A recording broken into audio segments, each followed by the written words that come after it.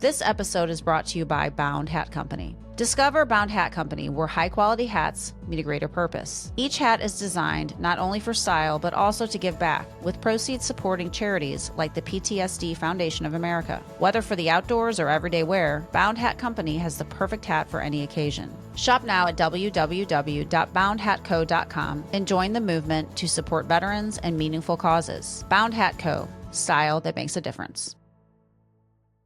The following podcast discusses sensitive topics. Listener discretion is advised. If you or someone you know is struggling, call or text 988 to reach the Suicide and Crisis Lifeline for 24/7 confidential support. Welcome to Survival in the Trenches, Life Beyond Loss, a podcast where we share the powerful stories of those who have faced extraordinary loss and found the strength to push forward and triumph. These are real journeys of resilience, courage, and hope. Join us as we uncover what it means to rise above, even in the darkest of times. Hello, everyone, and welcome to Survival in the Trenches. My name is Kelly Chandler. I will be your host. Today, we are honored to sit down with Eric Rios to discuss his son, Caleb, who unfortunately lost his life due to suicide.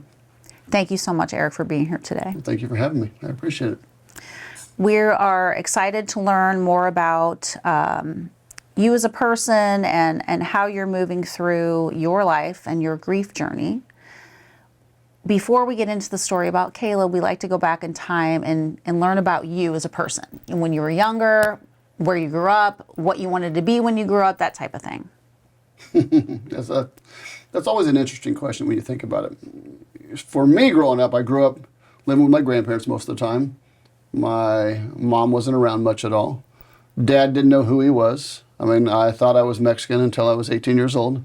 Do I look Hispanic to you? No. I do not, but I have a Hispanic last name, Rios. My brother and sister are both half Mexican, and I'm the white boy. So when I was 18, I found out that I was the result of an affair. So I was the little white boy. So if you looked at it, I looked like a zipper in a button factory. You look at this little white kid, these two brown kids, but I thought I took after Brenda, my mom, because she was white, and Reuben. But Reuben was never around either. And then my biological father, who was around, but I only knew him as a family friend. So the joke was on me. I was the white. Everybody knew except for me and probably my brother and my sister, but everybody knew. So growing up, I grew up in broken homes, and that was just the norm. But I lived with my grandparents for a short period until they both died. Then my mom had a stepdad. He was a dickhead, an asshole. I mean, he was the kind of guy that I'd probably beat up today. He was such an asshole. He would literally ground you to your rooms for 2 and 3 weeks at a time. So I felt like it was more of a prison living there is what it was, because you could never just be a kid. That was the biggest problem. Now, imagine me, hyper, full of energy, off the walls. Yeah, that was me, 100%. But growing up, we didn't have a lot of structure. So then when she divorced him, I think I was 14. We started getting into a lot of trouble. I mean, we got into a lot of trouble. So we started running the streets. I quit school when I was 15 years old. Never been to high school. I've done everything the hard way in my life, which is sort of stupid, but I have. But I was very intelligent, and I've always been a worker. So at 15 years old, I told my mom I'm quitting school. She said, okay, quit school. So I was able to quit school. And from that point forward, I just kept a job. But I kept getting in trouble, with the law, running from the cops. I think I went to one semester of 9th grade in Texas. And in Texas, that's still considered junior high. That's not high school. That's why I can say I have never actually been to high school. In that one semester of 9th grade, I was suspended 5 times, chased by the cops 5 times, went to jail once. And that was just what I got caught doing, as a 15-year-old kid who had really no supervision in life at all. We literally ran our own lives. And then from that point forward until I was almost 18 years old, I moved to California, where my mom was living at the time. She had moved to California, and I met an old lady. And she got me into a church, and it changed my whole life. Now, look, I was on my way to prison being killed. This was my life, so this is why a lot of the reasons I've lived a very good life as an adult, because I knew what I'd never wanted my kids to do, what I'd never wanted to experience ever in my life ever again.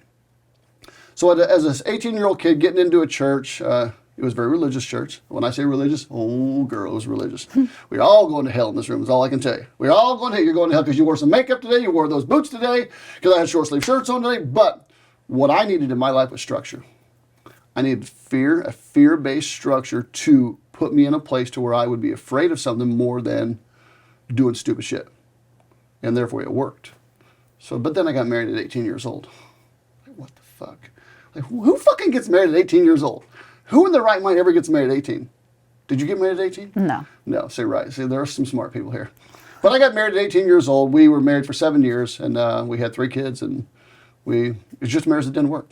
You take 2 dysfunctional kids from dysfunctional homes who have all this shit that you've lived your whole life doing and put them together, it's really a recipe for disaster. So we got married 7 years. She's a great lady. We had 3 boys.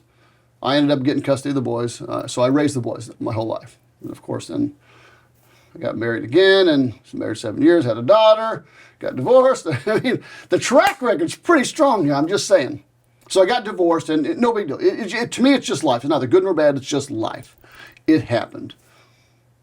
So then, of course, but now we had a daughter. So then we split custody, and and that was but I'm raising my 3 boys. I was a single father for a long time, raising my 3 boys, and then I had split custody of my daughter, and then of course I met my wife. Now we've been together for 20 years.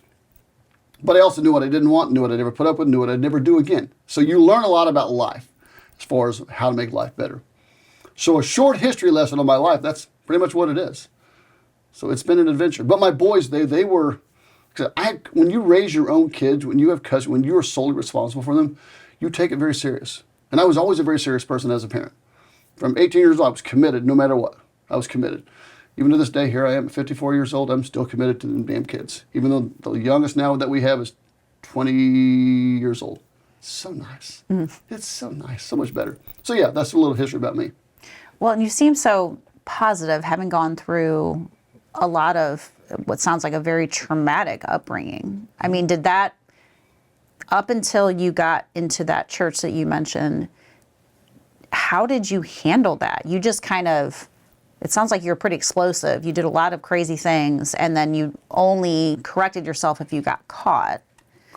And then you moved, so to speak. You were forced to correct yourself when you got caught. Was it the thrill of doing this, or you just like survival? Survival. All about survival, right? All about survival. When you can, so this is what I tell my wife. I'm like, when you can eat ketchup sandwiches every day, it's no big deal.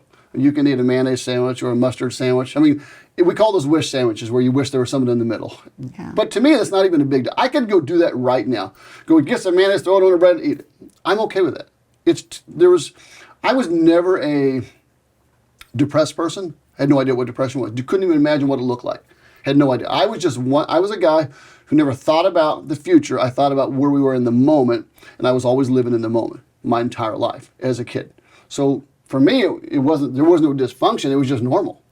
When you live in this dysfunction, and it's your everyday life, you just see it as it's just normal. No big deal. Hey, this is the way everybody lives, and obviously it's not. But you don't know that, and you only know what's in front of you. I was okay with it. It didn't bother me. I just lived. But I also always knew I would be more. This is the crazy part. Even at 16 years old, I remember seeing myself as a different person from everybody else around me. I knew I would always be more, attain more, do more, and have more. And I didn't know how. And I never thought about the future, what it would look like. I had no goals. I had no, I want to be a fireman. I want to be a cop. I want to be this. I want to be that.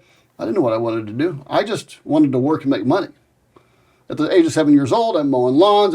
I have worked my entire life. Age of 14, I'm helping paint houses, scrape things. I've got on roofs. I mean, I just worked. Very mechanically inclined, and I loved doing stuff. But I like making money. Sure. Well, and that's good, because it's a good motivator. To this day, I still like making money. Right. So how did that translate to raising children? Especially when you were in your phase of being the single dad to 3 young men. I mean, how did you raise them, knowing you came from this certain background, and then you were kind of, I don't know if the term is reborn, but you were repurposed in a way. I was reborn, basically. Okay. Hallelujah, come on now. Yeah. How did you parent them? You take it, it's like everybody when they become a parent for the first time. Your first kid's your guinea pig. You learn on them. And you feel sorry. When you look back, you're like, damn, I was a stupid ass parent. I didn't know this, I didn't know this, I didn't know this. You just learn as you go. So, but what I needed was a foundation of life for me to stand on, not an old background, an old, all the old subconscious habits, all the old habits, things that I used to do. By being in that church, it helped me get a solid foundation of structure. who I should be, what I should be, how I should act, how I shouldn't act, a good, responsible individual. So therefore, with my kids, we just lived in front of them in a way to where I would want them to live. In a positive way, always being positive, always looking at better outcomes. Even then, I still had no goals. I just worked. Because I lied my way into a welding school when I was 17 years old. Got a job, finished the school, got a job welding when I was 18. My first job, I made $5 an hour as a welder. Hallelujah. Come on now. You're making that money. It was horrible. It was at Edison Blacksmith and Welding out in California. But to me, I was excited. I had an actual career, but I ended up being laid off 14 times in 4 years. Now imagine being 18 years old, you're married, you have a job, but you're laid off 14 times in a 4-year period because the industry is this, and you're always the low man on the totem pole. That part was hard. But you didn't think anything of it. I mean, I've been so poor, so broke. I mean, that one time we had to pay the rent. I think it was like $325 is all it was. Because way back then, it was way cheaper than it is now. To this house we lived in, and we put $1 in an envelope, took it to the person's house, and we prayed and said, okay, Lord, turn it into the rent. We left it on the door. It didn't work. But it was just funny that we did that because when you're left with no solution, you just try to find a solution. And when you're afraid of being embarrassed to talk about it to the landlord, so the landlord came over to the house. He goes, why did you just tell me? I'm like, look, I was hopeful that it would just turn into the money. Because when you really get into religious organizations, they can really just indoctrinate you with a lot of irrational things. You know what I mean? Mm-hmm. They're irrational. You're thinking to yourself, well, maybe if he can turn water into wine, he can turn this dollar into $325. It didn't work. Yeah. But it's still funny as all get out. Well, and luckily you had a sense of humor because a lot of people would have not been able to be that way. They would have been down in the dumps, depressed, what have you. It sounds like you don't have that as part of your makeup. Well, not usually, not ever. I didn't know what depression was until my son committed suicide. Yeah. I couldn't even tell what a depressed person looked like. I've never lived that way. I've always lived just always gung-ho going forward. And so even if you talk to my therapist now, she's like, you always cause chaos in your life to have you something moving forward, going, versus just sitting here and just relaxing. Mm-hmm. And the only time I relax is at the movies. Take me to the movies, I'm in heaven. Interesting. And so we all have a vice, right? My vice is the movies. I love the movies. Every week I go. Every Thursday. Tomorrow's Thursday. I'm so excited. Very cool. Well, hey, if it's something that makes you relax and you can escape from reality or whatever, I think that's great. But when I go to sleep at night, I can lay down and I go to sleep in 5 minutes. Mm-hmm. And I'll usually sleep most of the nights. But life can be challenging too. It's not without its challenges. Yeah. So tell me about your children. Tell me about all of your children. There's so many to choose from. Yeah. I always said I got a rent-a-kid business. If you want a good kid, a bad kid, tall kid, short kid, fat kid, skinny kid, whatever you got, I'll rent you this kid and make sure you can ever know if you ever want to have kids in it. Business didn't work. The kids wouldn't buy into that either. All right. But no, so the oldest son is 34 now. That's Sam. And then you have Caleb. He would have been 31. Josh is 28. And Faith is 25. Haley's 23. And Hannah's 20. Wow. So we raised 6 kids. So it was I had 4. My wife had 2. The one I've been with for 20 years. And I've been around her daughter since Hannah was a year old, and so they've got a great dad. Been in their life their whole life. The girls, the 2 younger girls. But I've been around these kids, and we've raised a great group of kids. They're all good kids. They've all done great things. They all have jobs and they all work. That's always important, just so you know. So they've all been great kids. I mean, if you got together in our house at a family event, it could be a lot of chaos. We got 5 grandkids and. I'm 54 years old, white hair with 5 grandkids. Mm-hmm. Mm-hmm. That's fun. That has to be fun, the grandkids. Sometimes. Most of the time, sometimes. My wife's more patient than I am. Yeah. I'm more of a do it what I tell you kind of guy. I always tell my kids, I'm going to ask you nice once, I'm not going to ask you nice twice. Mm-hmm. If I have to ask you nice second time, I'm going to yell at you the second time. Then they say, why are you yelling at me? I'm like, remember this? I asked you already and you just didn't do it. So now I'm yelling at you to get your attention. That was the whole idea of that. Sure. Is to grab their attention. You shock them out of that pattern that they're in, and now we get them to focus. Because have you ever seen the parent who says, I'm not going to tell you again. I'm not going to tell you again. And then 16 times later, they're finally doing something. So kids are smart. They know that. They're like, well, shit, I got 15 more times to go. Right. Before she actually gets serious. My grandparents, when I lived with them, there was they just grabbed a switch and beat your ass. Mm-hmm. It hurt. Yeah. I cried a lot. Yeah. That'll change your tune quickly. Oh, yeah. I lied to my grandfather one time for that very reason. He whipped my ass up them stairs with a switch and never lied to him again. Yeah. That hurt. Yeah. I believe that. So let's talk a little bit more about Caleb specifically, since that's why we're here today. Caleb, a.k.a. Pork. Yeah, we called him Pork his whole life. Yeah. Why did you call him As Pork? a small child, we would go to a restaurant, and he would just, if you were just, let's say you and your husband were eating breakfast or eating lunch or dinner, whatever it was, he'd just walk by your plate, grab your food, and just eat it. Motherfucker ate everybody. If we went to your house, he would go to your refrigerator and get food out of your fridge and start eating it. He was never a fat kid ever, but he just was a bigger kid. And he was, so we called him Pork his whole life. So, and then even in the military, his soccer jersey shirt was called, his nickname was Tree Trunk. You looked at his thighs, he had quads that were just unreal. His legs were just, he was scary. He was a scary kid. But Caleb was a great kid. I mean, all through grade school, middle school, high school. He hated high school. He hated middle school. He hated the teachers. He hated all those people. Now, there's a lot of things we know now that we didn't know then, that when you look back on life, you're like, oh, well, that makes sense. That makes sense. That makes sense. Caleb he was a very quiet person. So every kid, we always say, has a leverage point. You can use some kind of leverage against that kid. You find out what it is, and you can discipline them using that leverage point to get them to do something. Caleb had no leverage. We had no leverage with Caleb at all. Sam was the oldest kid, so he was always just good all through high school. He was just a good kid. Caleb was the middle son. No matter what you said to him, it didn't faze him. So we'd say, Caleb, listen, if you don't do this, we're going to take your car away. He'd say, okay, great. I'll just ride the bus to school. I said, or we'd say, Caleb, we'll take your TV away. Okay, great. I'll just read a book. Okay, we'll take your fucking book away. Okay, great. I'll just go to sleep. Nothing you did fazed him. We could never find leverage on him to get him to really get in line sometimes. Now, he was a normal boy. I've seen him run down the street in the jockstrap. I've seen him run down the street in a thong bikini in the middle of the day. I've seen him, he took out the Suburban at 15 years old driving down the road. As my wife came home from work, she's like, what in the fuck are you doing? He's like, don't tell Dad, don't tell Dad. That's all he said was, don't tell Dad. And I just made him suffer the whole time. And I just had a very nice conversation with him and explained to him the risk. But the suffering was the fear of, he thought he was going to get in big trouble by Dad. But he was, oh God, that kid, I tell you what. So I'll tell you just a shitty story. It's literally a shitty story. So Sam, Chris, and Caleb. So Chris is the boys' friend. They all went to a pizza restaurant here in O'Fallon. I don't know which one it was. I really don't know which one it was. They all ate pizza and they all ate, had their share. They're over with, and at the end, for whatever reason, they all got to take shit. All three of them at the same time. They all run into this fucking bathroom, and how many stalls are in that bathroom? There's one fucking stall.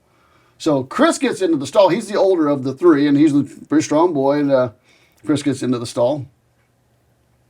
And Sam and Caleb are like, we got to go, dude. We got to go. So they run out of the store, run down the street to another little public little convenience store where there's a restroom. They run in. There's only one stall. So and Sam's the older brother, so he beats him into the stall, and Caleb is just freaking. Man, I got to shit. I'm going to shit my pants. I'm going to shit. He just shits in the trash can. I mean, he shits all over his pants, shits in the trash can. He leaves it all, and then they take off fucking running. And when they get done, and they leave it all there. And they had to jump in the car that way. He was so bad. And when you hear him tell that story, him and Sam tell that story, so imagine, and I've done this in a speech before. I've actually shared the story where I show it to you. He's got his butt cheeks goes in. He's pacing in that bathroom. He's got to go so bad. And it's like, what do I do? Well, I'm either going to shit my pants or shit in the trash can. And he chose to shit in the trash can. So personality-wise, he had a great personality. He was the most loving, kind, caring, anything in the world. He was a great kid. But he's very outspoken, too. When I say outspoken, he'd walk up to you. He goes, why are you so fat? I'm like, I love it. Okay, this is good. This is bad, too. We're at Grant's Farm. We're looking at the Clydesdales, and I think he's probably 7 or 8 at this time. And this Clydesdale's got a Woody. And he goes, oh my God, look at how big his wiener is. He's just yelling this. I'm like, I love this kid. He's the best kid in the world. My wife always says that I always say what people only think. And he was the same way. He always said what people only think. And I love that about him. I would rather see you just tell me what you think versus think it and me always have to wonder. With him, you never had to wonder. You always knew where he was. That's what I loved about him. And I was going to say, it sounds like the apple doesn't fall far from the tree, because I feel like that's who you are too. And obviously, if you reacted in the way you're reacting now to him, that encourages that behavior, right? Yeah, so he's probably like, sure, that's who I'm going to be, and I'm not ashamed of that. So, no filter. Yeah, he said he used to shit on the trails when they would do training in the military. They'd shit on the trails where they knew the opposition was going to come up, and they would just so they could walk through. Like, what the fuck is wrong with you people? Yeah. But they did it. But he was a great kid. Like I said, there was Sam, Caleb, Josh, and they were really close. All three brothers, really, really, really close. Josh is basically my mini me. People always say, "Are you Josh Rios' dad? He looks just like you." No, you look just like Josh. I'm like, no, I don't. He looks like me. And I always say, he looks like me, not me looks like him. But Josh was always my mini me. His brothers always said he was adopted because he's physically fit in ways that most men would only dream of being. He's the kind of kid that can do at 20, even now, 10 push-ups and have a six-pack and be ripped. He's just genetically built differently. Where Caleb had to work at it, Sam had to work at it.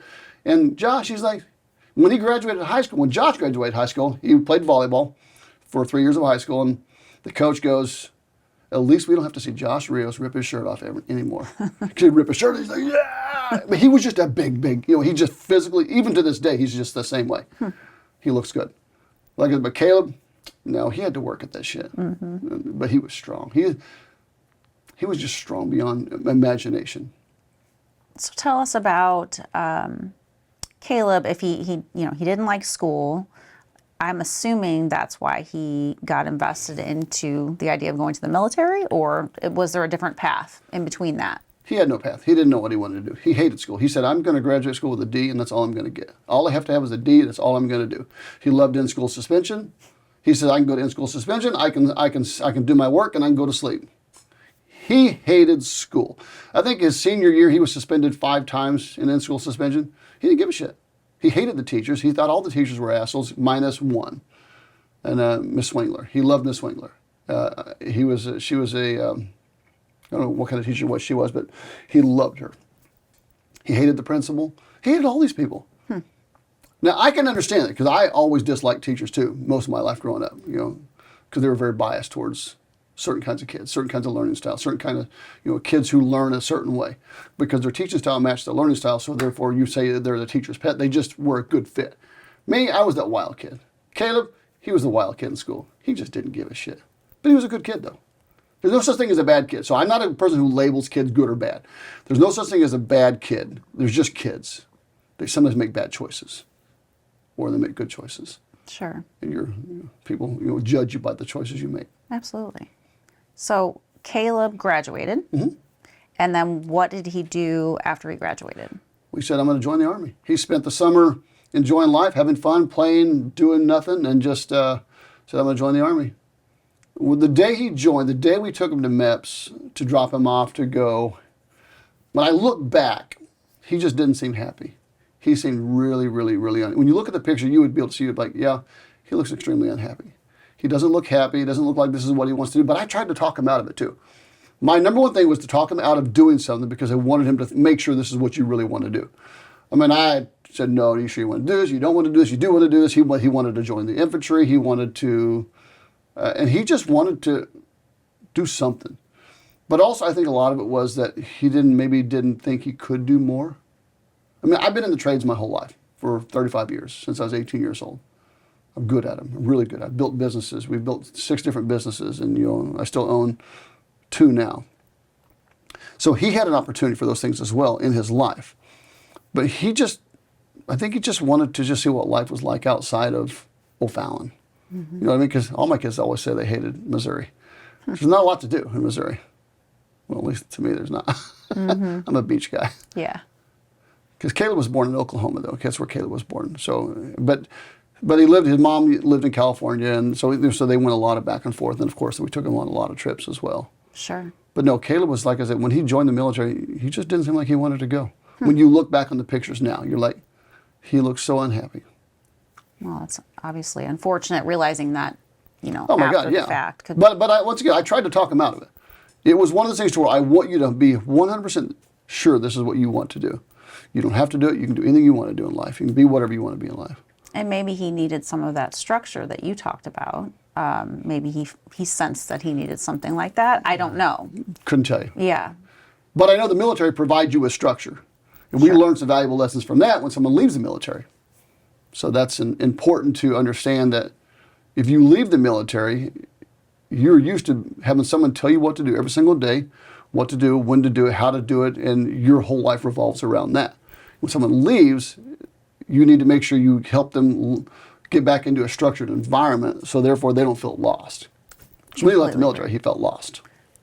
And we are learning more and more about that as we talk to veterans and those that have experienced PTSD and other things of that nature, that you can't just expect to go back into normal everyday society when you're used to a certain way of living, right, and expect to flourish. Mm-hmm. We don't do a good job as a country, at least at this point in time, of transitioning people back into everyday life. So that's something that definitely needs improvement. How did he, once he got into the military, what was his experience? How was he doing? He had fun? Yeah, so we were more worried about him getting in trouble. I swear to God, because you could chew Caleb out and he'd just smile at you. So we thought, well, shit, he's going to go to boot camp. He's going to start laughing at the drill instructor, because that's his personality.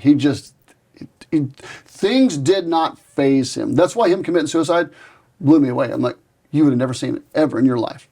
So when he's in boot camp, but he stayed under the radar. He didn't get in any trouble. He had a great time. I mean, he did great all through boot camp. He loved it.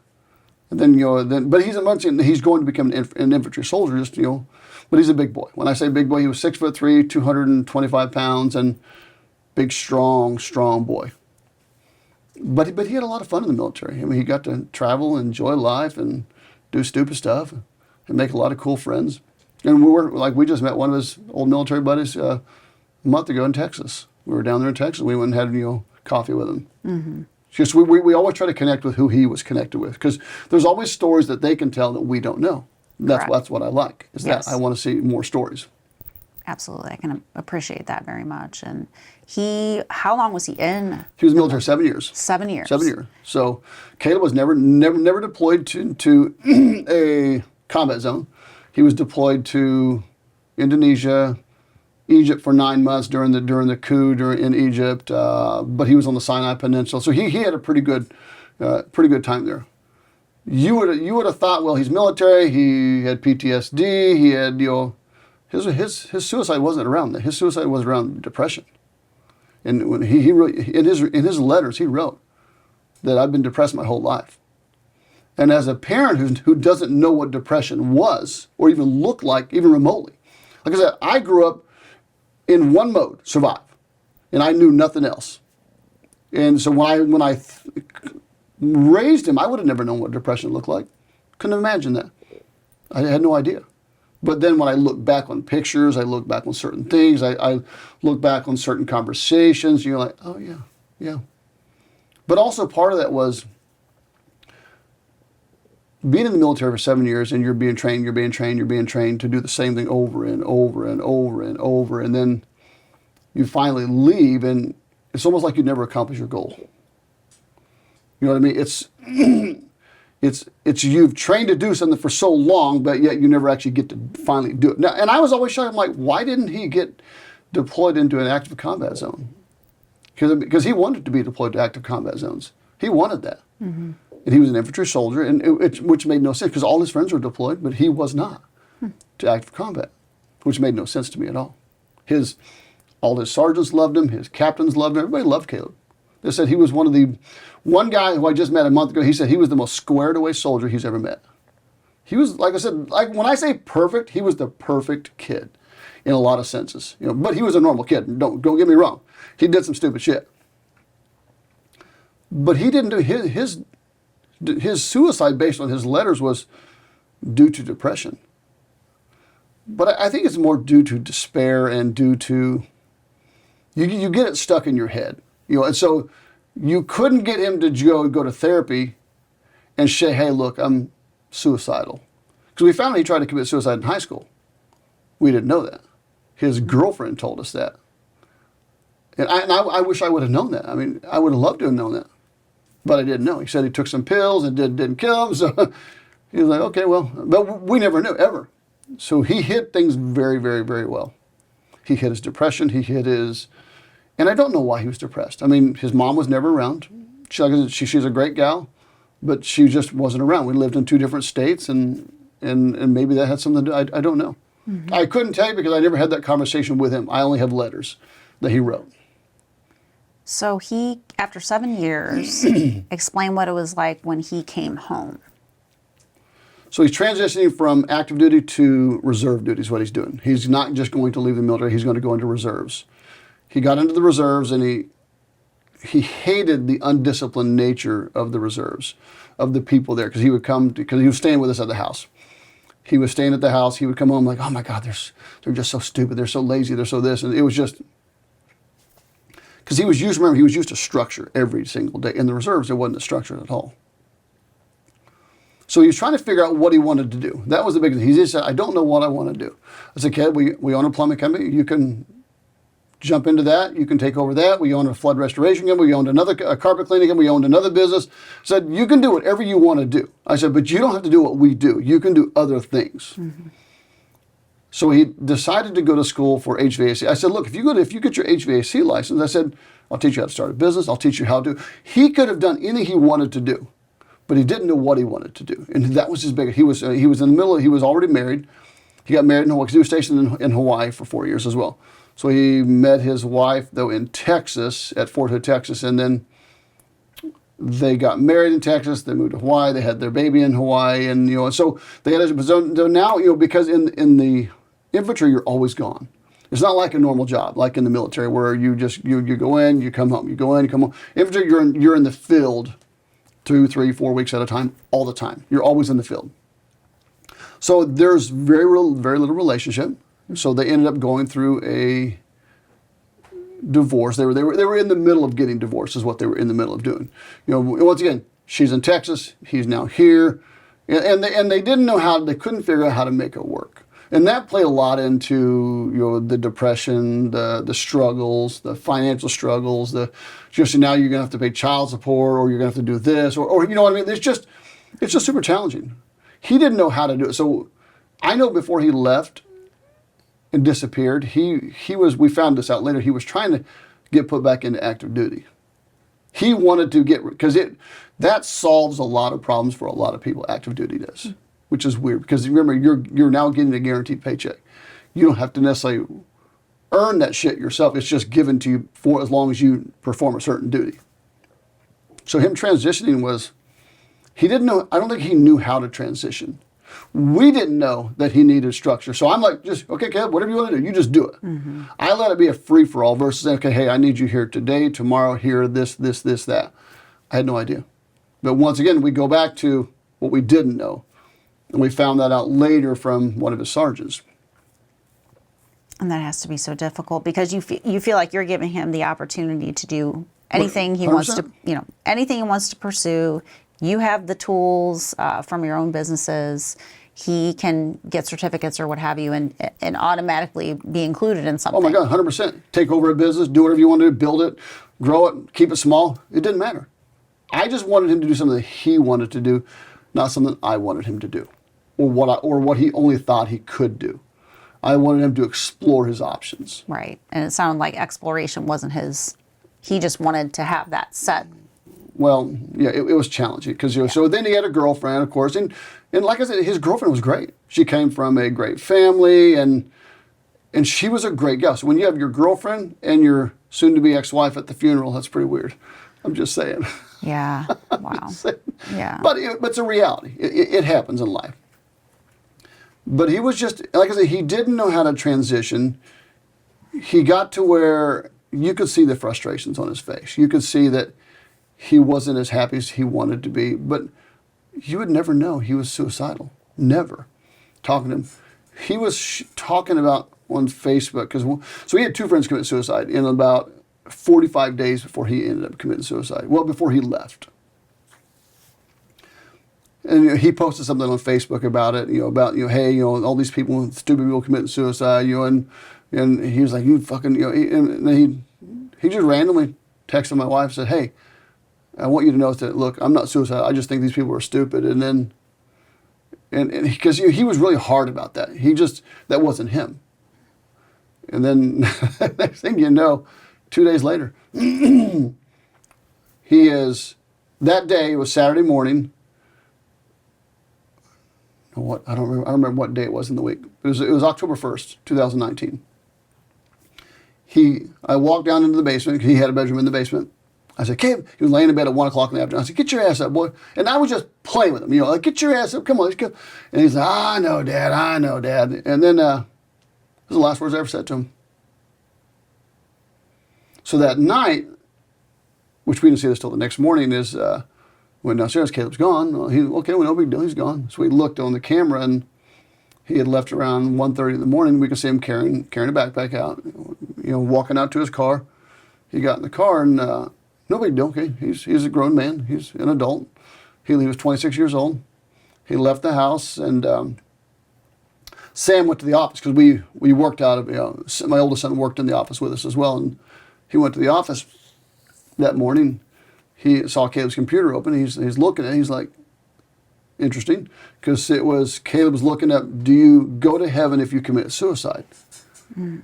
So I'm like, what? Mm. Like, what the fuck? So then he started looking up, all these different articles about, what happens if you die, what happens if you commit suicide, what happens if you do this, and then he ended up, and then he started looking at like the Smoky Mountains, the Rocky Mountains, the Glacier Mountains. Started looking at all these, which just seemed weird. You know what I mean? It just seemed really weird. Then I had this gut feeling like, go to your gun safe. He's the only one of all my kids I would ever let have the combination to my gun safe. I trusted him, 1,000%. You could have the conversation, and you would never, ever, ever think for 1 second he could be a suicidal person or a bad person ever in your life. So he ended up, I went down to my gun safe, and he had the combination, the only one. And there was a pistol gone and some cash gone, and I'm like, well, the suicidal things plus the pistol gone plus the cash gone, that's interesting.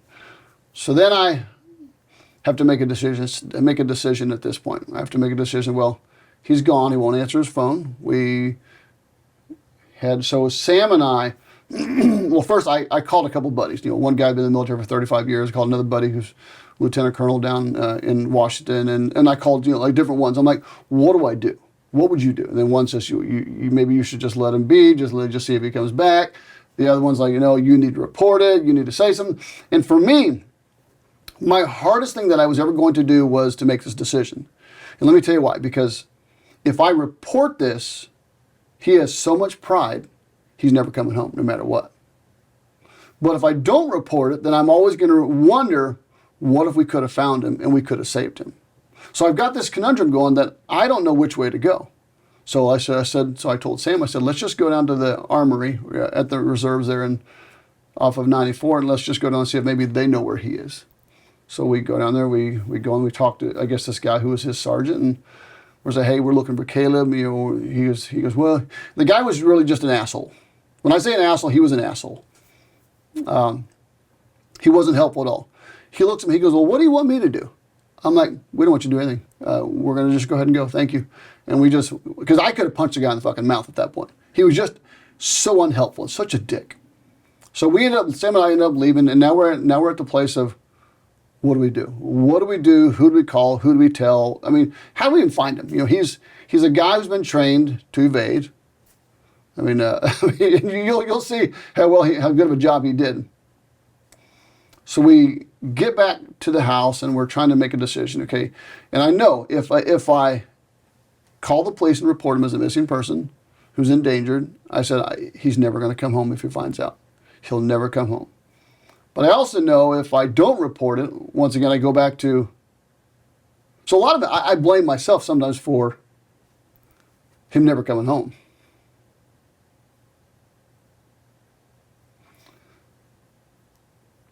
So this is October 1.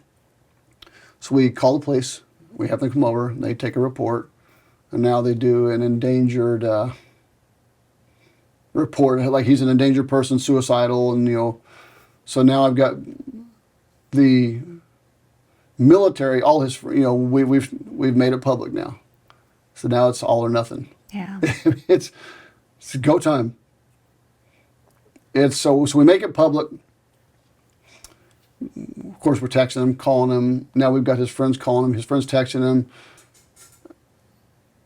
He won't respond to anybody. So now the police are, we're gonna start trying to ping his phone, trying to find his phone. So now they also put it, because we had his car's license plate, so they now put it as a nationwide license plate reader thing, whatever that was, however they did it for nationwide for license plates. And we had all these ideas. So then we find out, Caleb's direct report sergeant called us up and said, hey, I understand Caleb's gone. So we went, Shelly and I went and met with him. We sit down with this guy, really good, really nice guy. He said, I explained to him what happened. He said, I didn't know. He said, I'm in Arkansas with this other sergeant who we had originally talked to at the armory. He said, and Caleb's friend started messaging him about it. I hate this part. It's okay. Take a minute. So he looks at this guy. He says, did you know Rios was missing? The guy goes, yeah, his dad came into the office the other day, and he goes, the shit rolled downhill, let me tell you, at that point.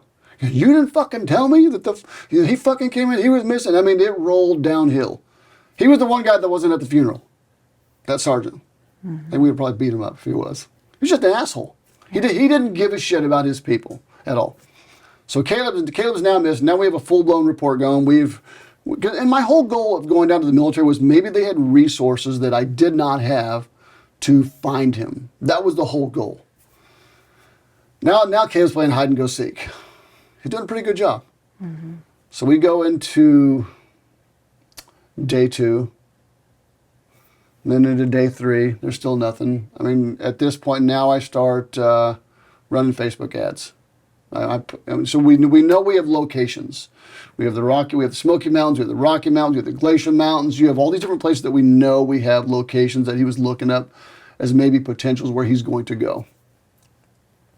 3 days go by, and we're talking to all the neighbors who have cameras in our subdivision. Do you have a camera? Did you maybe see? Because now we start getting tips as well. Oh yeah, I saw that car. I saw the guy. And you get some weird motherfuckers who give tips too. Mm-hmm. Like, holy shit, they'll waste your time. Some weird fucking people.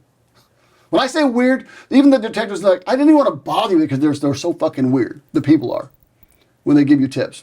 So then we talk to a neighbor and we're explaining what's going on. Then they have nothing on their camera and nobody has anything. So we know he didn't come back into the subdivision. So that was something because someone said, well, I saw him pull back in the subdivision 3 days later. I'm like, well, but I don't know that that's true. Because 3 days later, well, a day after he left, but we didn't find this out until 3 days later after another long day 4 that the license plate reader caught him in Lincoln, Nebraska.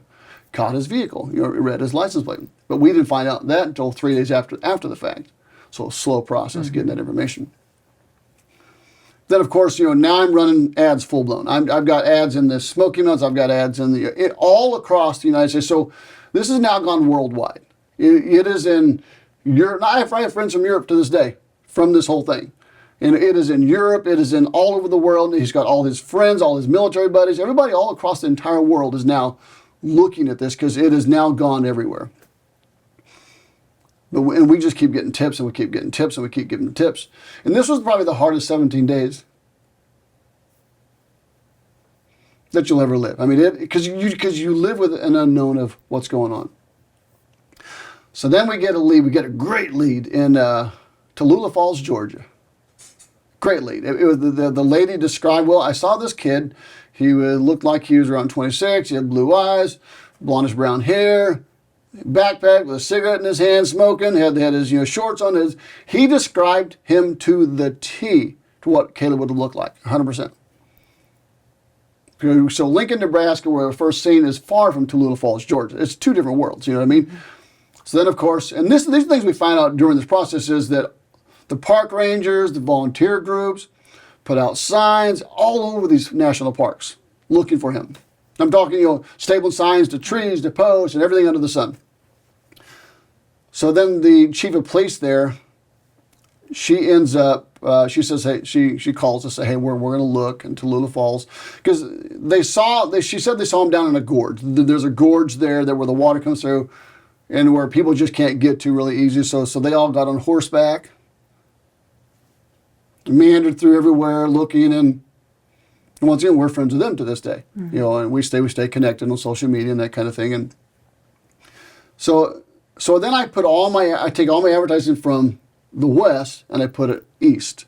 Now I've got it all going east, you know, and over what wasn't a real tip. So then we had another tip out that way too. But then I tried to, it came on Facebook. I tried to reach out to the person. I called, I messaged, and the guy wouldn't message me back. So it makes you wonder if people are just being stupid. Mm-hmm. You know what I mean? They're just sharing shit that's not true. So needless to say, he ended up not panning out. So now we've gotten more times going by.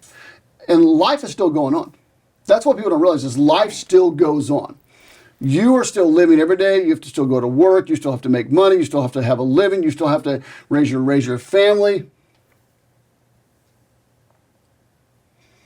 And then we literally had stopped looking, like I said, west. And then I was at the office, and my wife calls me. She's at the winery with a work thing around, 1 o'clock in the afternoon. And the detective is at our front door. Well, that could be good news. It could be bad news. We just don't know. Usually when they come to your door, it's bad news. Because they're going to call you if it's good news versus coming to your door to give you bad. Because he was with somebody else. 2 people. So he ends up, my wife's talking to him on the Ring camera and says, hey, we're not home. My husband's at the office. And so he comes to the office and he gets to the office. No, she's already left the winery. Now, at this point, he gets to the office. My daughter's there because she had an office in our office too, because she owns her own business too. Mm-hmm. So she's there and she's about to start with the client. Told her client, I said, why don't you just wait? Let me just see if this is, because she's not going to be able to do this if this is bad news. And the detective gets there and I said, look, first of all, do I want to hear this? She goes, no, you probably don't. Mm. I said, just do me a favor. I said, don't say nothing. I don't want to hear anything. I don't want to know anything until everybody gets here. So, of course, my one son, Josh, is living in Yosemite National Park at the time. And then, so he couldn't be there. Hannah's at cheer, so Hannah couldn't be there. We weren't going to get her out of cheer because we didn't know what the outcome was going to be either. And Haley was at school too. And so then Shelly shows up. So it's my daughter Faith, Sam, myself, and Shelly. And then I said, okay, now you can tell us. Now we want to know. He said, well, we found him in the mountains of Wyoming. Shot himself through the head this side.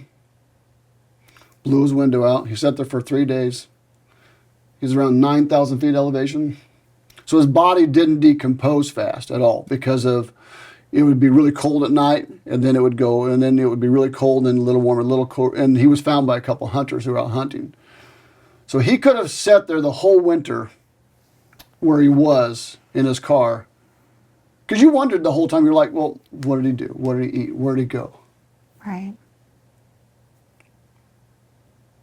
So I punched the window out of one of our vehicles. Had to release energy. Felt good. It cost me some money, but it felt good. Mm-hmm. He wrote on his right leg.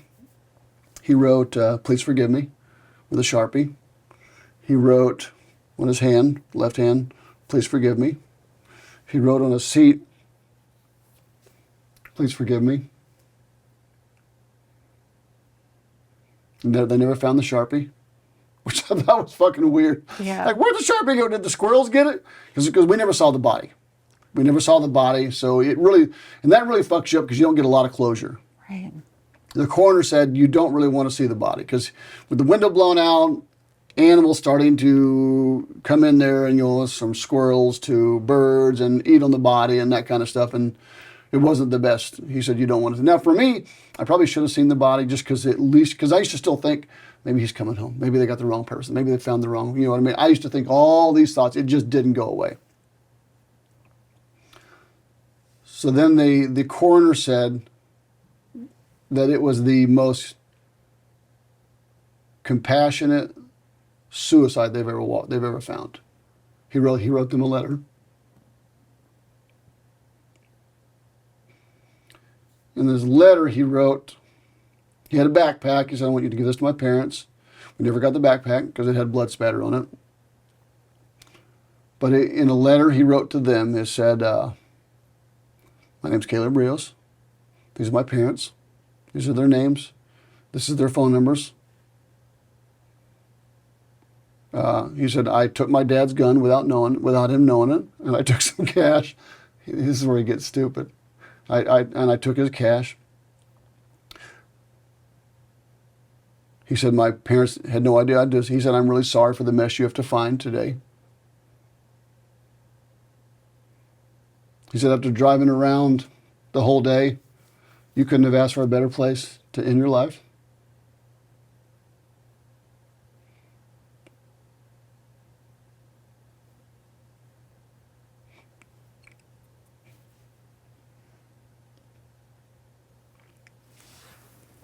Take a minute if you need a minute.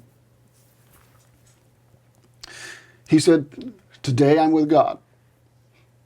So he said in the letter to them, he said, this has been 100% my choice.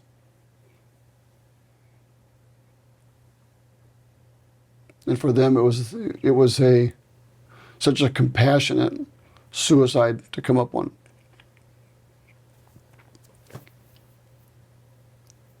I fucking hate this part. Can I give you a hug? Just take a minute. Yeah, thanks. I'll suffer through it. So he wrote 5 other letters. One letter was to me and my wife. The hardest part was in the letter he said, Dad, I've been depressed my whole life. Oh, let's go back to the police officer letter first, to the coroner. He goes, this is 100% my decision.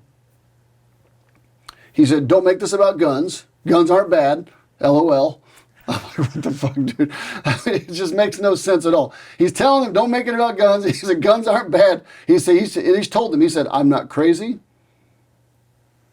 I'm just depressed. Then to me, he wrote,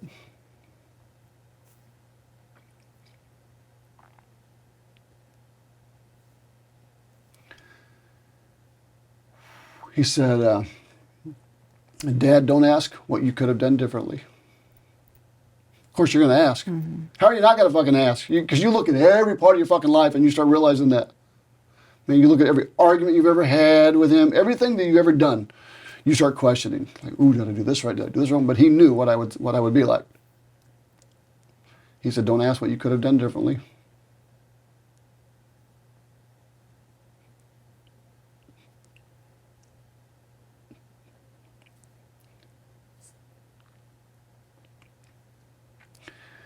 He said, your son is not coming home.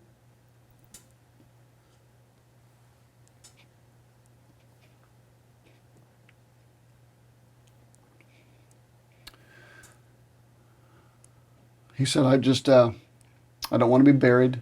Don't bury me in a box. He said, throw a party for me. And we did. We threw a giant party for him. The night before his funeral, and we didn't bury him. He still lives at home. Sits on the fucking mantle, takes up space, doesn't pay rent. Motherfucker still lives there. I'm not ready to get rid of him. That's all I have. That's all I have left is him in an urn. So like I said, then he had written 4 other letters, and one to his soon-to-be wife, ex-wife, and one to his girlfriend, which I thought was fucking weird as shit. One to his brothers. It's never easy knowing that your kid's never coming home. And you question why. So we go back to, we talked about perspective earlier. Is 3 months after the suicide. TAPS, which means Tragedy Assistance Program for Survivors and Military Veterans. Phenomenal organization. We flew down to Dallas, Shelley and I did, and we met Lisa, his wife at the time, and their daughter at TAPS, and because she lives in Texas. And this weekend was all about suicide. So it was all about other people's, suicide, loss, and mostly geared around suicide and understanding suicide. You learned a lot of how to live in this weekend. Now, honestly, it was the hardest weekend I've ever gone through. I honestly thought at some point I'm just going to die this weekend. I just can't handle any more because, I'm not taking any Xanax. I'm not taking any drugs. I'm taking it in as I am 100% sober. And the only thing that I had was some chamomile tea. And it was a lifesaver. Now, my anxiety went through the roof. I will say that. It went through the fucking roof. Your level of anxiety and stress and depression and just trauma, just the mental trauma that you're going to face. So we got there to TAPS, and I remember the doctor who was the speaker, he said, "I'm not here to make anybody feel better." He said, "I'm here to make sure you feel." So what a lot of people do is they forget to feel. They forget to feel the pain. We learned some valuable things. There's some so valuable things. One of the most valuable things I ever learned there was a shirt that I have that says, now this shirt's called the Legacy Guardian. And on the back of it, it says that a hero is never forgotten until his name is spoken for the last time. This is through Till Valhalla. And my goal is to make sure his legacy never dies, that he is always alive. But I also have a shirt that says Remember the Dash. And I didn't know what Remember the Dash was. And for those who don't know, most people, when you go to a graveyard, you look at two things. You look at the day they were born, the day they died, but what we do is we forget the dash. We forget the life they lived. So there's two things you can focus on as you learn to heal. You can focus on the tragic event that happened, or you can focus on the life that they did get to live. I've chosen to focus on the life they got to live. Now, I can see the entire, I have read the coroner's report. I can tell you almost everything in that coroner's report from reading it one time. I ingrained this into my brain, into my body, and from the khaki pants he was wearing, the boots he had on, the shirt and the flannel shirt he had on, his body was slumped over like this from when he shot himself. The windows blown out. They found some chip wrappers in the back of the car. It doesn't go away. It is ingrained into you. So at TAPS, we're learning how to process this information, how to go through this. And being that we were so new of it happening, because a lot of people that were there, they had been maybe 5 years, 6 years. But I met a dad. So go back to perspective. His dad had two sons, they were twins, and they both joined the Marines at the same time. And after being in the Marines for the time they were in there, they both get out around the same time, and one son commits suicide. 4 years later, the other son commits suicide. And I was like, how the fuck do you function? Because I knew how fucked up I was. I knew I was just mentally, emotionally distressed and fucked up in so many ways. Like, I had never experienced much pain. Like, nothing could bother me like this. I was the guy who was invincible. Nothing could bother me. Nothing could hurt me. This fucked me up. And then I asked him, I was like, how did you do this? How did you manage to function and continue to live knowing that both of your kids, your only two kids, committed suicide? I had 5 kids left. I could say, hey, I got these little fuckers left. You want one? I'll rent you one. Back to that rent-a-kid business. But he said to me, I prayed, and my wife and I came together. That was the first thing that the therapist told me the day I found out Caleb died. Because I'm a big proponent of therapy. I love therapy. I think to me, therapy is just a fun place to go.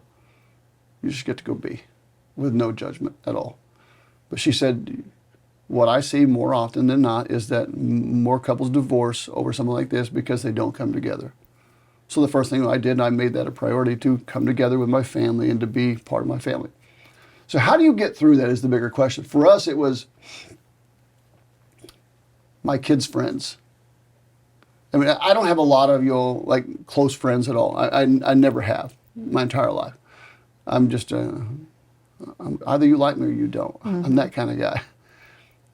But it was my kids' friends. Raising 6 kids, they have a lot of friends, and having all these kids at our house every single day, it brought life to the house. We needed some, because the hardest part was when you go to sleep at night.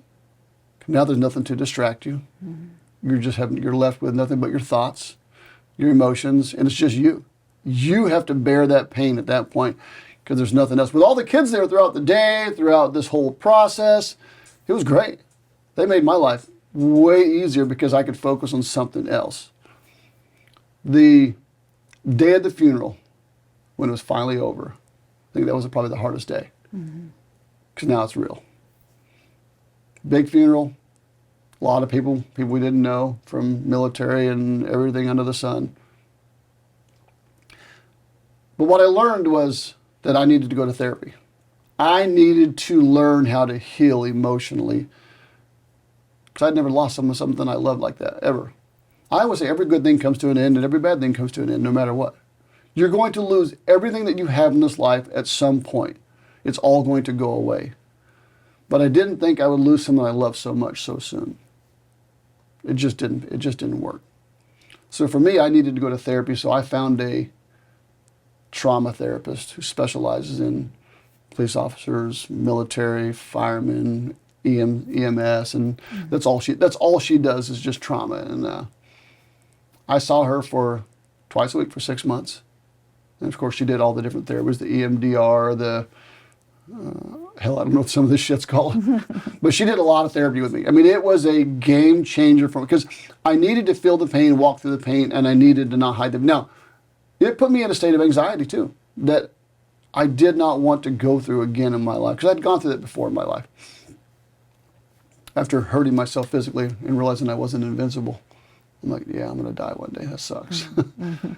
But I remember it put me in a state of anxiety where I didn't want to be alone. I did not know how to be alone. I needed to have somebody there around me to, I think I was just, I didn't, you can't even explain the feelings of, you just don't want to be, you're scared to be alone. You're scared to be in the same room by yourself.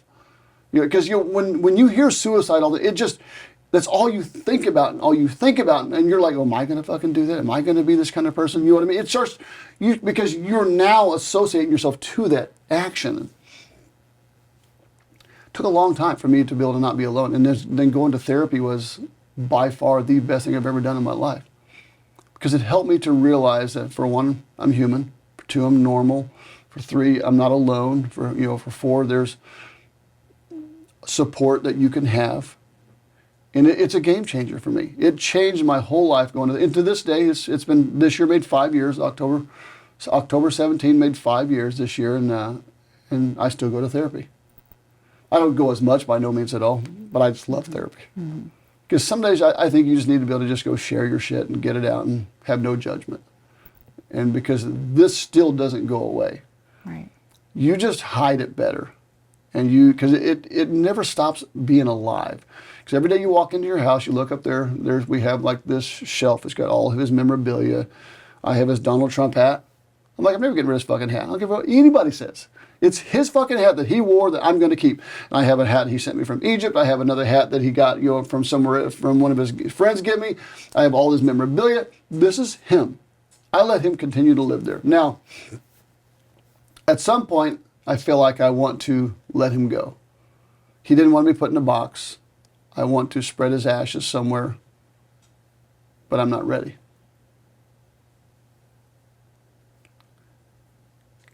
Because to me, that's like dying twice. He's already gone physically. Now I'm going to get rid of the only thing I have left of him, which is his ashes. At least I hope they're his ashes. I mean, you never know, right? There could be some other kid's ashes. But you don't know. I mean, I'm not ready to let him go. And maybe I should.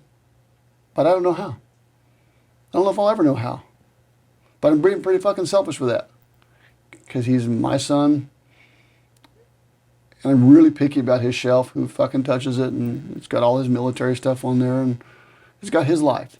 And someone had painted a really cool picture of him. like oil painting, the perfect picture. I could not believe how good of a picture it was. And it looks just like him.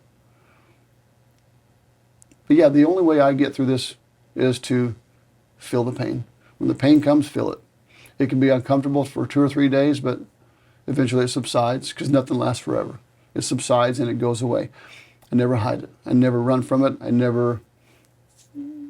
Remember, I can walk into it and I can always walk out of it too. I don't have to stay in it. I can always choose to do something else. And something else, I think maybe one reason I love the movie so much because that was something him and I loved.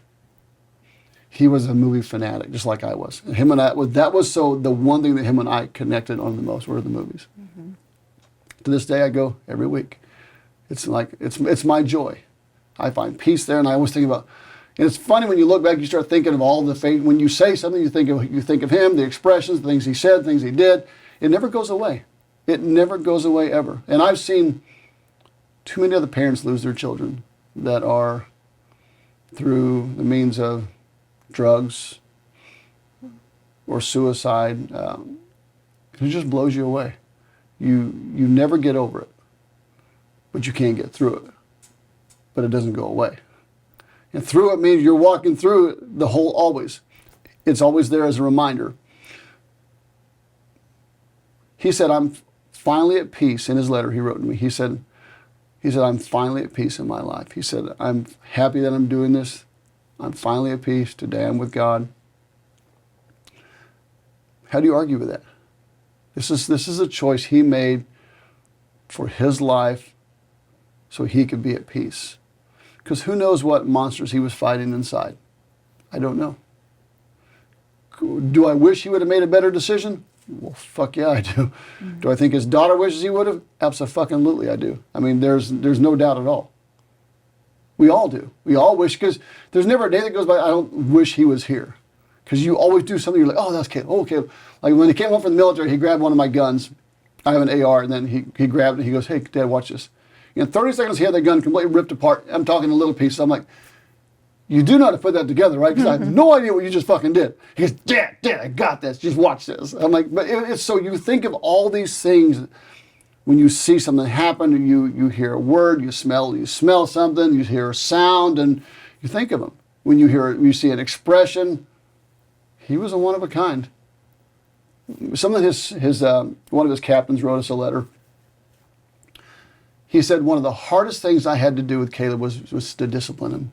He said, because when I would go to discipline, I would have to try not to laugh. Because he would always laugh when he would go to discipline. He's like, he couldn't take him serious, ever.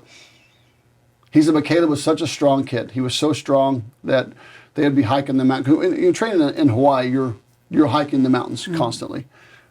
He said, you would have the other soldiers who could not carry their packs up the mountain, so he would grab their pack, and he carried the big M240 Bravo machine gun, the big machine gun, and he'd just carry their shit and just go like it was nothing. Once again, his leg, he was called Tree Trunk. His legs were enormous quads that you're like, holy fuck, I don't ever want to get hit with those legs. Mm-hmm. That's what it would be like getting hit by a bus. But Caleb was a great guy. Loved him to death. Still do love him. Miss him every day. It's not a day that goes by I don't miss the kid. That's an incredible story. And I think what's so valuable in having this conversation is that you are very comfortable sharing your emotions. It's something I've talked about with you before, that men especially have a hard time walking through the emotions, talking through the emotions, and sharing what's worked for them in these extremely tragic situations. And it sounds like you've been able to do that head first. I mean, that's something that you've made a commitment to yourself, and then involving your wife, making sure you came together as a family. I think that's very honorable, and I think it's something that others can really lean on, that maybe listen or watch this story. Sure. Because men have a hard time. They're not expected to be emotional. They're not expected to be able to share these types of stories. You're just supposed to suck it up and move on, and this is hugely impactful to you. The amount of tears I've shed, I could have filled up buckets and buckets. I mean, honestly, the amount of crying I have done, where you'd go get in the shower, take a shower, and you'd just cry. I mean, you would cry in the stupidest place. You're like, why am I fucking crying again? Mm-hmm. It just would happen constantly. But what I'd learned was that if I allow myself to feel this pain and cry, I can heal. I can, but if I didn't, if I kept, suppressed it, because I know people who've suppressed it, who have suppressed it with alcohol, with drugs and other things, but you never heal, because once you become sober again, it's still there. So why don't you just learn to feel it now? And that is scary to feel it, because it's an emotion you've never imagined that you would ever have to feel in your life, and now you're forced into feeling these emotions that you're going to be very vulnerable at this point. You're going to get made fun of, maybe. Here's something I'll tell you. This will sort of blow you away. Because people will say dumb shit to you. I mean, they'll say some dumb shit to you. I had a lady at a church come up to me and say to me, she goes, I understand how you feel. You losing your son. My son is gay.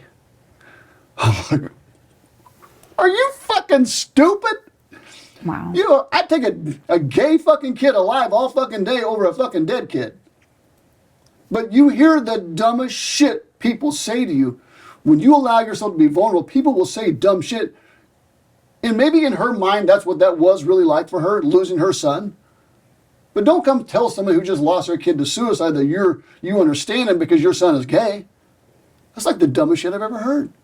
Yeah. In her mind, she probably was trying to be helpful, and right. Right. But I mean, like, sometimes you're better just to shut the fuck up. Yeah.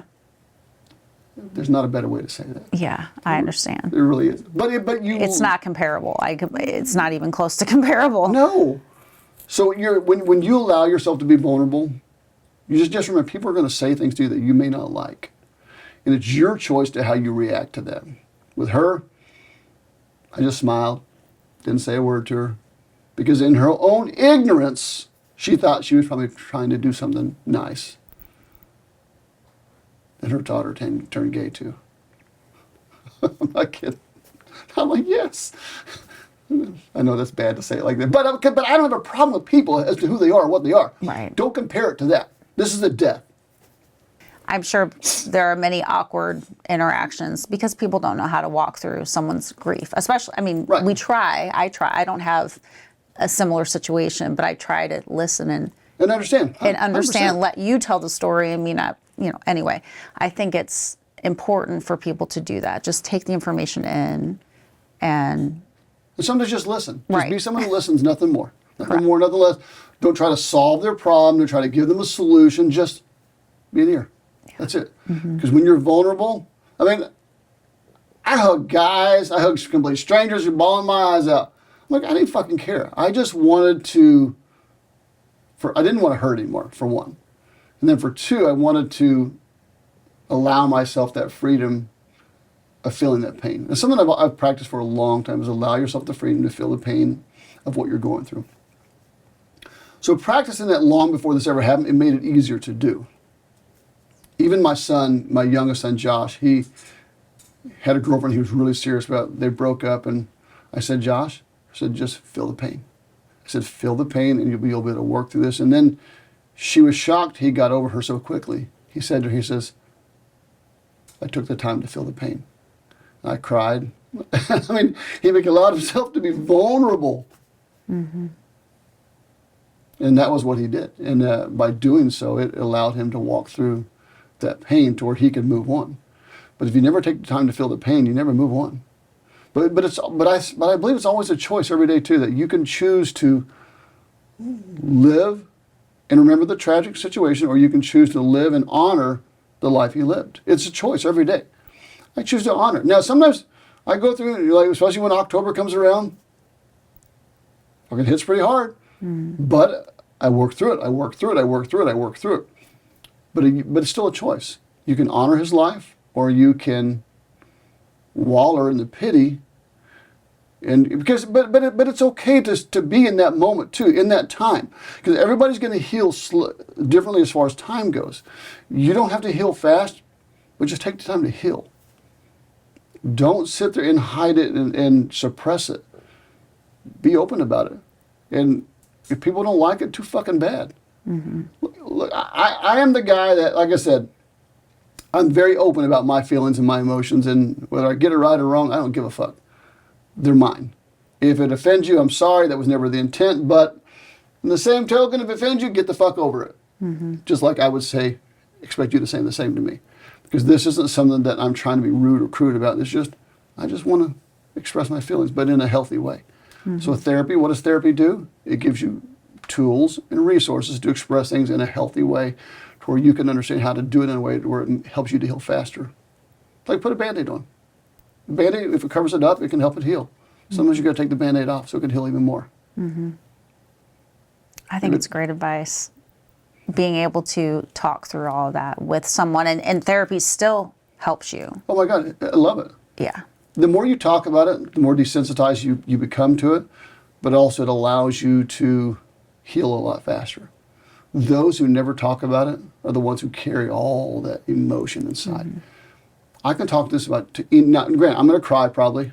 I can talk this to anybody on any given day about, if they're struggling or if their life is in a bad spot or they just want to have a conversation about it.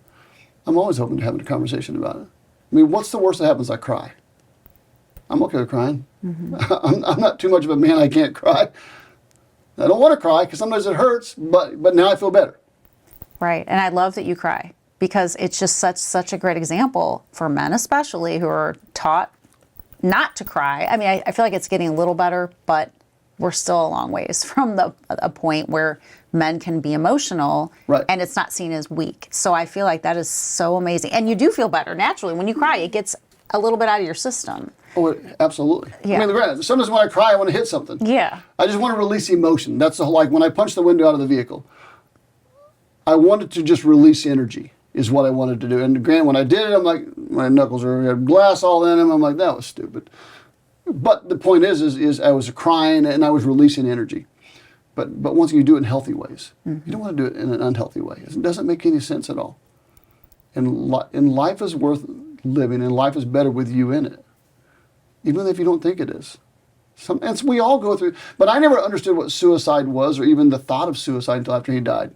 Because when you go through that emotion, they're so strong and so hard, where you start feeling like, man, I don't want to live anymore. This just fucking hurts too much to live.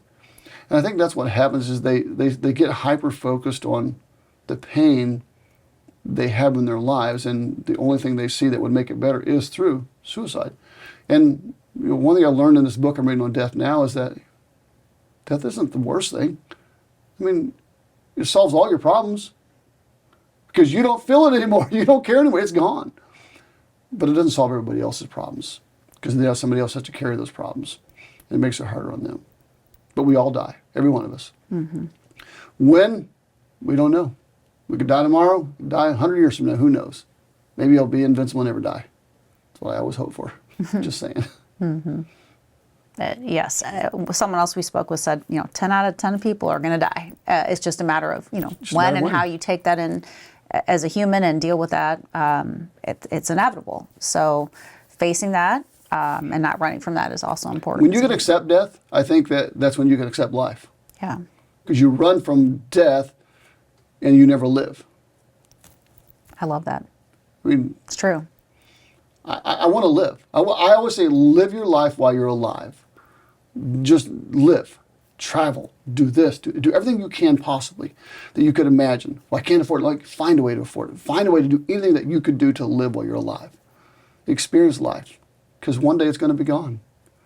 But what will never go away are the experiences you've created and those who you impacted. Because then those are just going to be handed down and handed down and handed down and handed down. All my kids to this day travel. They all love to travel. They all travel on their own vacations, go on their own trips, and they're, and they've been all over the place. I mean, I love traveling. I just want to go on a vacation now. Yeah, that's very true. See the world while you can, enjoy your life, and don't get mired into the pain of loss. As much as you can, at your own pace, obviously, what makes sense for you. You do it at your own pace, yes. Right. It's always at your own pace. Yes. Don't be in a hurry. Right. Just let it happen as it comes. There was a old preacher years ago. His name was Ike Terry. He wrote a verse. I think it was a book. It was called "Just Let It Unfold." He had a preacher who got divorced. His wife had left him for somebody else, and he was distraught. He was falling apart. His whole life was falling apart. In his mind, he he went over to this preacher's house, and Ike Terry told him, he said, come outside with me. He says, you see this fence? He said, it takes a long time to get a fence. He said, you see that gate? It takes a long time to get a gate. He walks them through the gate. He says, let me show you something. He walks up to a rose bush, and he pulls the rose off of the bush. He goes, here, hold this rose. He said, now I want you to open the rose up, because it hadn't bloomed yet. So the guy's trying to pull the petals off. He says, this is what happens when you just try to just force something, is it just falls apart. He said, if you would just take the time and let it unfold, think of how beautiful it could be. Because I think what happens is that we try to force something. We try to force our healing versus just letting it happen. But you can never let it happen if you don't open yourself up to other people, the sunshine. You know, think of the rose. It opens itself up to the sunshine, everything else, and it's the most beautiful thing in the world. But if you try to force it, it's never going to work. It just falls apart. Just go slow. Whatever your pace is your fucking pace. Who gives a shit if it's slow? I go fast. I process information so fast, and I move quickly. It may take you 10 years. I watched my neighbor. I was 14 years old, and I never forgot this. I think I was 13. Her son was a year older. He was mowing the lawn. Two teenagers came up the road 70 miles an hour. This is in Oklahoma where I lived, and hit him while he was mowing the lawn and killed him instantly. Killed all three kids. The two teenagers plus himself. The two teenagers were drinking. But what I never forgot was the look on her face as a 13-year-old. I looked at her, and I could see that she was forever changed physically, and I could see that on her face. So however long it takes you to heal, it doesn't matter whether it's a year, 10 years, 20 years, or if you never completely heal, who gives a shit? But at least work on healing. Talk to somebody. Talk to people. Join a group. The guy I met the other day, a month ago, love this guy. Love him to death. He was blown up twice in Iraq. I mean, he's got some story. He sent me a video. He says, this is the video of the Iraqis blowing me up. He said, that's me in the explosion. I mean, so having these conversations, and you know what him and I both did at that table? We both cried. We both cried, and he's 47 years old, and we just cried together in a public restaurant. Be okay with just being. And cry if you have to. It's okay. Who cares what anybody else thinks? People will respect you more for being vulnerable and being open than they will for just trying to always be the strong, hard person. I'm strong and I'm hard. I can be all those things. But I don't want to be. I want to be that guy who can be it if I need it, but I want to be vulnerable, be okay, and I want to help you through your pain. And us having that conversation with him was a life changer for him. It was, he goes, this is the first time I've ever taken the time to process Caleb dying. He said, Caleb, he said, I've collapsed for two people who have died. He said, I collapsed when I found out Caleb died. And then when another one of his friends died. He loved him. He loved Caleb. And he was much older than Caleb because he was a cop for 10 years before he joined the military. And he came in as an older guy. But the whole point of it is this guy, Brian, he goes to a group meeting every single Wednesday where all these guys get together and they just allow themselves to be vulnerable. That's the best part about it. Don't drown your life out in alcohol and drugs and all this other shit. Go find a group of guys or a group of girls or somebody that you can relate to and they can relate to you, and you guys can all come together and share your stories. And the more you share it, the better you feel. The easier it is, the easier it becomes. The less you talk about it, the more you just hold it in. Get it out. Let it just come out and go. But whatever pace, slow, fast, who cares? Just do it. Well, on that note, I want to thank you for all your great advice. Oh, thank you. And putting yourself out there for other people to contact or, observe in some way, either through a podcast or just speaking. Or, sure. Because you do speak about this in other ways, shape. Can you tell us a little bit more about how you interact with others? Is it just personally, or do you have something you do? I do it personally. Of course, I put a YouTube video out on it, and I did a speech for my daughter for her capstone class up at Mizzou. So we did it on suicide awareness, and of course I've done that. And then my biggest thing is I talk to people individually. If they ever want to talk, I'm an open book to talk to. Sometimes you just need someone just to share. We had a guy I'll end it with this story because I can keep telling stories. But we had a guy reach out to me because I do business consulting. He says, "Hey, Eric, I want to learn more about business consulting." The guy's in his 50s, and I think nothing of it. I said, "Okay, great. Let's have a conversation." So I talked to the guy for about a half an hour, and the next day, the guy sends me a text. He says, "Eric, I'm going to commit suicide today." I'm like, fuck. Oh my God, I don't want this fucking burden to bear. But it's your burden to bear. When someone brings it to you, it is your burden to bear at that moment to make sure they live. He was a multimillionaire, was very successful, had done so good in life, and went through divorce, lost everything, and I mean, was broke, living in a single room in some of the place, lost his driver's license, lost his ability to work, and his life fell apart. He said, "I'm about to be put on the street because I can't afford to pay my rent." I said, "What do you owe in rent?" He goes, "I don't know." He said, "I think I owe like $3,000. And I said, "Let me talk to your landlord." So I called his landlord. I said, I paid his rent $3,000. I said, at no point am I going to allow him to go onto the street if that's going to be what causes him to commit suicide. If I can give him another month, another 2 months of living to get his life in order, that was worth every fucking penny I spent to make this happen for this guy. And to this day, he's still alive. Oh. Yeah, now granted, I called the police in Detroit. You know, the police said, "We can't do nothing. We want him to go over there." I'm like, "What the fuck? Are you serious?" Then I called the suicide hotline, and they said, "Oh yeah, we know exactly who he is. He's called here." So I know he was serious about wanting to commit suicide. He just didn't see another way out. He had 2 kids. He was embarrassed. He was ashamed. His life had fallen apart in a way he could not have imagined. But part of helping people, it's not about giving someone money or helping them financially. It was about, I had the means to do so. But if that was what it took to keep him alive, I was going to do whatever it took to keep him alive for at least for another month. So I could never look back on my life and say, I didn't try. So when I help people, they just reach out to me, and I just try to be more of an ear. Someone they can talk to, or I can just share my experience, and sometimes they just need someone to talk to. And how can people get in touch with you? They can't, ever. I'm kidding. They can find me on social media. I mean, I'm on social media, Eric. You just look me up. I'm there. And that's the quickest way to get a hold of me. Because I think people would, after viewing or listening to this, they would really like to take advantage of that. So that's great to know.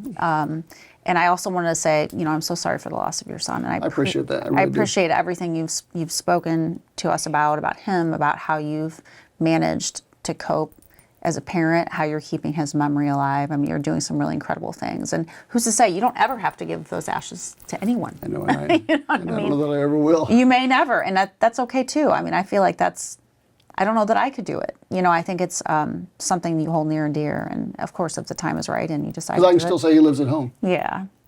And you can joke about it, which is great that you have the sense of humor that you have. I think that's very hopeful for people to see you on 100%. This side of things, and you're able to share and give other people hope. And we hope that that's part of your healing journey too. And I think it is, like you said, you feel those emotions. It gets easier. It gets maybe not as painful. I don't know, because I haven't been through it. It might be as raw as it was, but you just become desensitized to it. That's all. Yeah. To where it's not as bad. But it's still it can still be a roller coaster. Sure. It's always different. You never know. Sure. But I'm okay with whatever it is. Whatever comes is going to be what it is. Yeah. And you're just going to take it as it comes, and you're just going to feel that pain. You're going to walk through it, and then you're going to walk out of it. Yep. But you can't ever walk out unless you walk through it. Right. It never goes away until you actually deal with it. Well, thank you again, and we appreciate all the information, and we look forward to sharing it with our audience. Thank you very much. I appreciate it very much. Thank you. Sure. You've been listening to Life Beyond Loss, a podcast from Survival in the Trenches. If you'd like to get involved and help those struggling to cope with personal loss, visit us at our website, survivalitt.com, and follow us on social media. Don't forget to subscribe and share this podcast so we can continue to grow and reach more people in need. Together, we can make a difference.